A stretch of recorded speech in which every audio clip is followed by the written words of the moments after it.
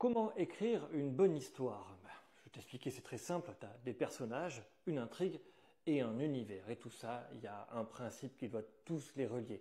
Mais avant, je me présente. Moi, c'est Gilou. J'écris L'Avènement. Voilà, un livre de fantasy, un roman de fantasy écrit sous forme de pièce de théâtre. Si tu aimes la lecture, je t'invite à aller voir. Mais revenons sur notre sujet. Comment est-ce qu'on fait une bonne histoire? Donc, personnage, intrigue, univers. Et donc le personnage, tu vois ce que c'est, il faut créer ces personnages. L'intrigue, c'est comment est-ce qu'ils vont interagir. Et l'univers, c'est l'univers dans lequel on est. Il faut que tout ça soit relié par quelque chose qui est un thème. Donc, je vais te prendre l'exemple du livre que j'écris. On est dans un univers où la magie existe, mais notre monde est celui de 2025 aujourd'hui, donc dominé par la technologie avec énormément d'êtres humains sur le monde. Et la magie en est absente.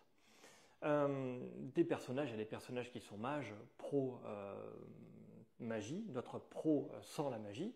Il y en a qui se souviennent qu'il y a eu l'Inquisition, ils n'ont pas aimé beaucoup, donc ça il faut qu'on se cache. D'autres qui disaient non mais nous on a quand même du pouvoir, on pourrait en faire quelque chose. Et donc c'est cette dualité de comment est-ce qu'on traite, si tu veux, cette information de la magie existe. Et après, tu as les intrigues qui vont permettre aux personnages de trouver une place, de s'affronter. Chacun a un point de vue différent et aimerait faire valoir quelque chose. Mais comment est-ce qu'on fait?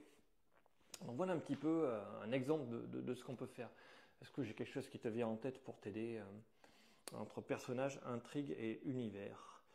On va prendre One Piece, tu vois, tu as l'univers de One Piece, qui est un univers de piraterie avec le trésor de Gold Roger à trouver, un trésor légendaire, le One Piece. On a des personnages qui vont interagir là-dedans avec deux factions.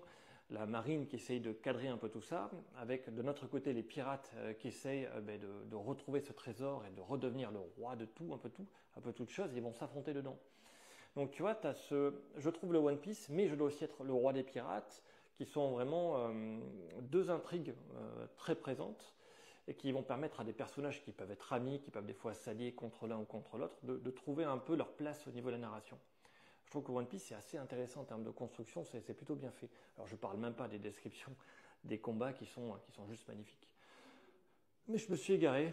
Bon, enfin bon, voilà. J'espère que tu vas revoir cette vidéo pour oublier, parce que moi j'ai oublié ce que j'ai dit au début, mais je crois qu'au début c'était important. Le mélange entre les trois, intrigue, personnage et univers. Ah oui, la construction, comment je fais moi? Moi je commence par l'univers. Je trouve que c'est la base. Et après dans cet univers, je trouve en fonction de mon thème des personnages qui l'incarnent d'une manière, d'un point de vue ou d'un autre. Et naturellement, après, l'intrigue découle d'elle-même. Si tu mets ce personnage dans telle position et ce dans telle position, tu sais automatiquement qu'ils vont devoir s'affronter psychologiquement, même physiquement, des fois, dans ce gap de discussion-là. Là, ça va pas bien se passer. Donc voilà, univers en premier, de mon point de vue. Après, c'est personnages et les intrigues en suivant.